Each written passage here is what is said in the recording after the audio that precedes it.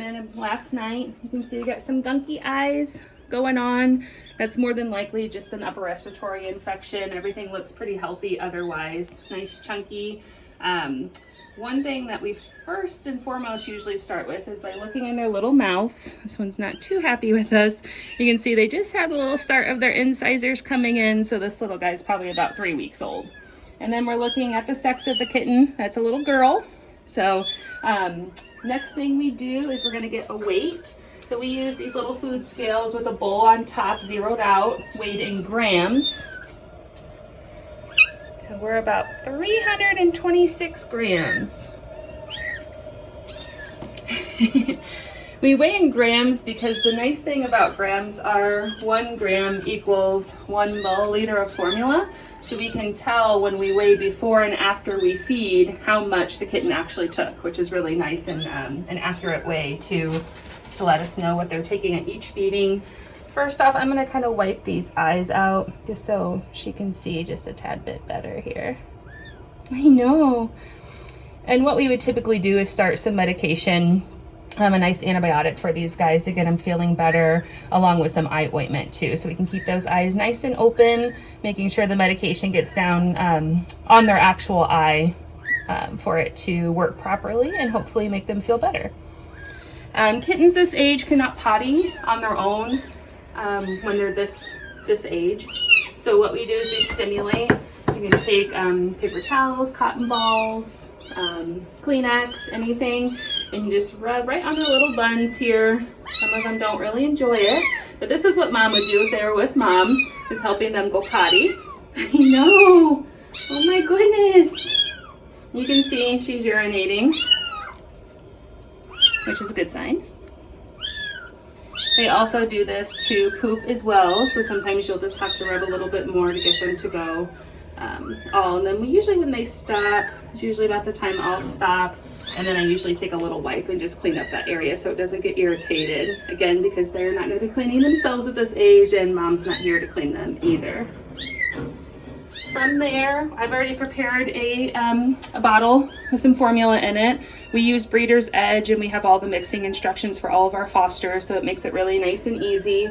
And then we also use what they call a miracle nipple on top. This is supposed to help stimulate, or I should say replicate mom as close as possible. So when I first start feeding, I just kind of support their heads. I promise I'm not squeezing it. It kind of looks like that way for as much as they squirm sometimes.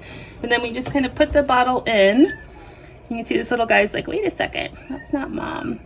And I'm gently you can see how slowly this drops out.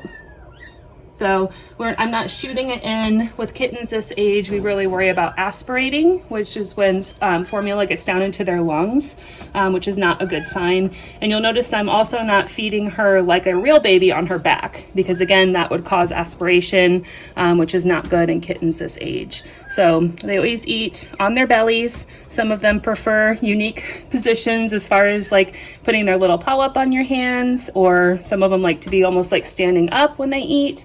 So each little kitten is kind of unique and individual, and usually after a little while you'll kind of learn their eating preference. This one's like, this is not mom.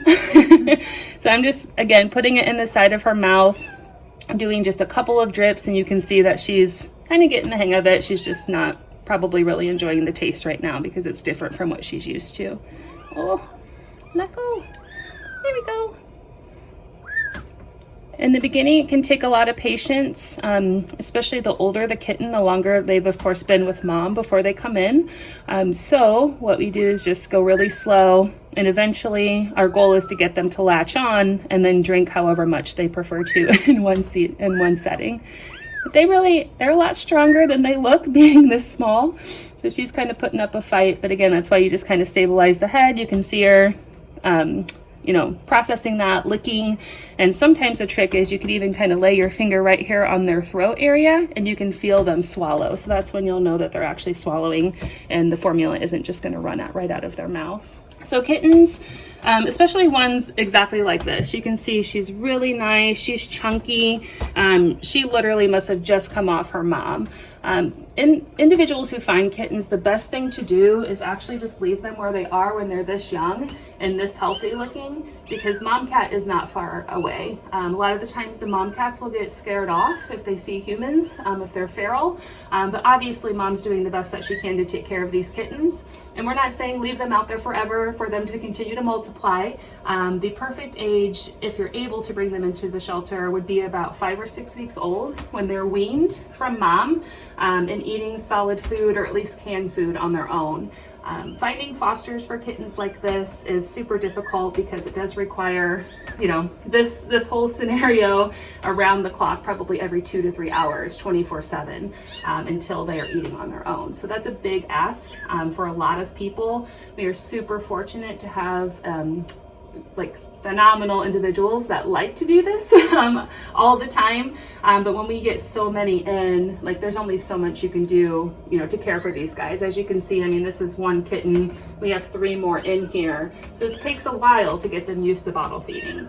But yes, it's super important to kind of leave them alone unless they're in extreme danger. Extreme danger might be obviously if your dog is trying to get at them, if they're by like a drainage ditch, by a road, if they look malnourished and undercared for, of course bring them in. We don't want them suffering either.